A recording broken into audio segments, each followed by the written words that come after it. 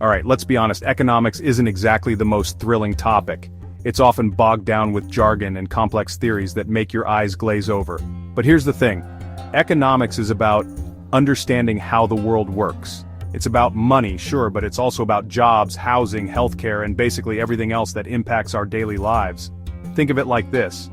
Economics is like the operating system of a country. It dictates how resources are allocated, how goods and services are produced and consumed, and how wealth is distributed. And just like you wouldn't want to use a computer without understanding the basics of its operating system, you shouldn't navigate the world without a grasp of basic economic principles. Understanding economics empowers you to make informed decisions about your own finances, your career, and even your vote. It helps you understand the news, analyze government policies, and engage in meaningful conversations about the issues that shape our world. So whether you're a seasoned investor, or someone who struggles to balance their checkbook, having a basic understanding of economics is crucial. In the following sections, we'll break down some key economic terms in a way that's hopefully a little less painful than an econ lecture. Let's talk about interest rates. In simple terms, an interest rate is the cost of borrowing money. Think of it like renting money. When you borrow money from a bank, you have to pay back the original amount plus interest. That extra bit, the interest, is how banks make money.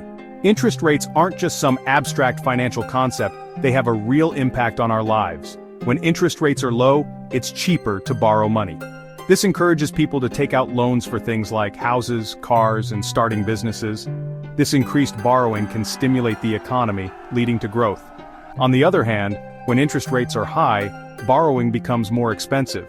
This can slow down the economy as people and businesses cut back on spending and investment. Central banks, like the Federal Reserve in the United States, play a crucial role in setting interest rates to try and keep the economy stable. So, the next time you hear about interest rate hikes or cuts, remember that they're not just numbers on a screen. They have a ripple effect throughout the economy, influencing everything from mortgage rates to business investments. Inflation is a word that strikes fear into the hearts of economists and everyday people alike. Simply put, inflation is a general increase in the prices of goods and services over time. It means that the purchasing power of your money decreases. What you could buy for $1 a year ago might cost you $1.05 today. Let's say you love pizza. You've always been able to get a slice for $1. But then, inflation hits. Suddenly, that same slice of pizza costs $1.50. Your dollar doesn't stretch as far as it used to. This is the insidious nature of inflation. It erodes the value of your hard-earned money over time. Central banks try to keep inflation in check, aiming for a sweet spot of around 2%.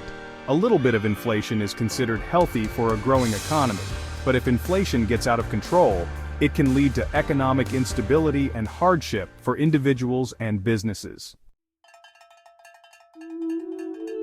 Section 4. Recession. When the economy catches a cold. Recessions are the economic equivalent of a bad cold. They're not fun, but they're a natural part of the economic cycle. A recession is generally defined as 2 consecutive quarters of negative economic growth, meaning the economy is shrinking rather than expanding. Remember the 2008 financial crisis? That was a prime example of a recession, and a particularly nasty one at that. The housing bubble burst, banks collapsed, and the global economy went into a tailspin. People lost their jobs, homes, and savings. Recessions can be caused by a variety of factors, including bursting asset bubbles, excessive debt, a sudden shock to the economy like a pandemic, or a loss of consumer confidence. Governments and central banks often step in during recessions to try and stimulate the economy through measures like tax cuts or lower interest rates. Section 5. GDP, measuring a nation's wealth. GDP, or gross domestic product, is a term you hear thrown around a lot when talking about the economy. But what exactly is it? In simple terms, GDP is the total value of all goods and services produced within a country's borders over a specific period, usually a year. Think of it like this. If a country were a bakery, GDP would be the total value of all the bread, cakes, and pastries it produced in a year. It's a measure of the country's economic output. GDP is a key indicator of a country's economic health. A growing GDP generally means the economy is doing well, while a shrinking GDP signals a potential recession. However, it's important to note that GDP doesn't tell the whole story. It doesn't account for things like income inequality, environmental sustainability, or the well-being of citizens. Section 6. Trade deficits importing more than we export. Let's talk about trade. When a country imports more goods and services than it exports, it has a trade deficit. It's like spending more money than you earn. You're in the red. Now, a trade deficit isn't always a bad thing. For example, if a country is importing goods that are cheaper to produce elsewhere, it can benefit consumers through lower prices. Additionally, a trade deficit can sometimes indicate a strong economy, as consumers have more disposable income to spend on imports. However, persistent and large trade deficits can be a cause for concern.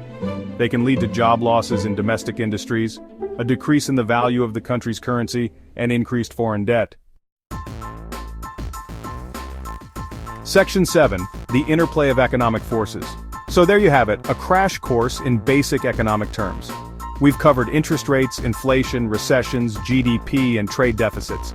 But here's the thing about economics. It's not just about understanding these terms in isolation, it's about recognizing how they're all interconnected and how they influence each other. For example, high interest rates can slow down economic growth, potentially leading to a recession. Inflation can erode the value of your savings, making it harder to afford the things you need. And a large trade deficit can put downward pressure on a country's currency, making imports more expensive. Economics is a complex and ever-changing field. But by grasping these basic concepts, you'll be better equipped to understand the forces that shape our world and make informed decisions about your own financial well-being.